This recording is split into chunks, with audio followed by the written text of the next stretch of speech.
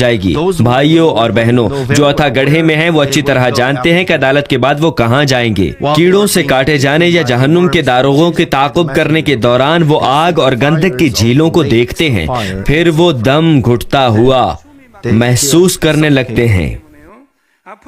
وہ جانتے ہیں کہ جب وہ ان جھیلوں میں جائیں گے تو وہ کس قسم کی تکلیف پائیں گے۔ موجودہ تکلیف میں اضافہ کرنے سے ان کو ذہنی اذیت بھی ہوتی ہے۔ تھوڑا سا ان کے دل کو سمجھنے کے لیے میں آپ کو اتھا گڑھے میں ساؤل کی آہوزاری سے متعارف کرواتا ہوں کہ ساؤل وہاں پر کیا کرتا ہے۔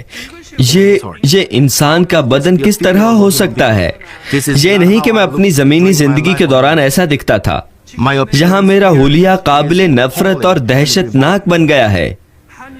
میں نہ ختم ہونے والی تکلیف اور مایوسی میں کس طرح آزاد ہو سکتا ہوں؟ میں اس سے بچنے کے لیے کیا کر سکتا ہوں؟ میں کس طرح سانس روک کے مر سکتا ہوں؟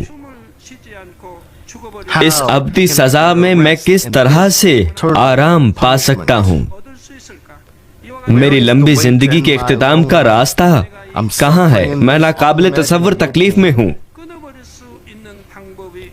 میں اپنے آپ کو زخمی کرتا ہوں کہ مر جاؤں، لیکن میں اپنے آپ کو مار بھی نہیں سکتا۔ اس لمبی زندگی کو ختم کرنے کی کوشش کرتا ہوں لیکن میں نہیں کر پاتا۔ اس کا کوئی اختتام نہیں ہے،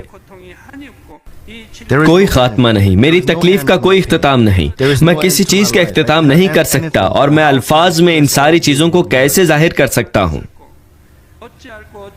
میں کیا کر سکتا ہوں؟ میں کیا کر سکتا ہوں؟ جلد ہی میں اس آگ کی جھیل میں پھینک دیا جاؤں گا، وہاں جہاں اس شعلے کی آخر نہیں ہے۔ میں اس آگ کو کیسے برداشت کروں گا؟ جو تکلیف میں اٹھا رہا ہوں اب وہ اور بھی زیادہ ہے، اور میں اس آگ کی تکلیف کو برداشت کرنے کے قابل کیسے ہوں گا؟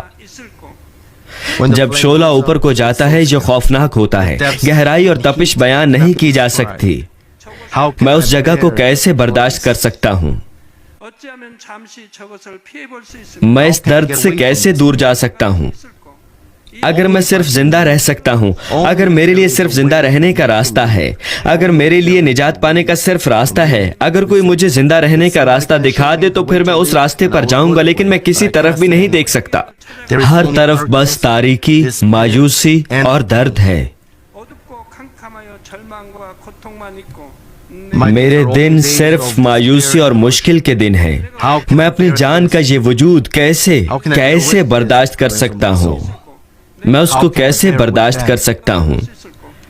اگر آپ صرف مجھے جینے کی راہ دے سکتے ہیں، اگر آپ میرے زندہ رہنے کا کوئی راستہ کھول سکتے ہیں، اگر میں زندہ رہنے کا راستہ دیکھ سکوں تو برائے مہربانی مجھے زندہ رہنے دیجئے، مجھے بچا لیجئے۔ میرے لیے اس کو برداشت کرنا بہت خوفناک اور مشکل ہے۔ برائے مہربانی مجھے بچا لیجئے، مجھے بچا لیجئے۔ میں بہت سے بدبخت اور خوفناک دن گزار چکا ہوں، اور اب مجھے اس آگ میں جانا ہے۔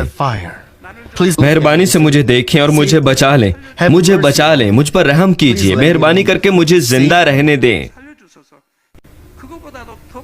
آپ ذرا تصور کیجئے، اپنے آپ کو ساری زندگی گرم کھولتے ہوئے پانی میں رہنے کے بارے تصور کیجئے۔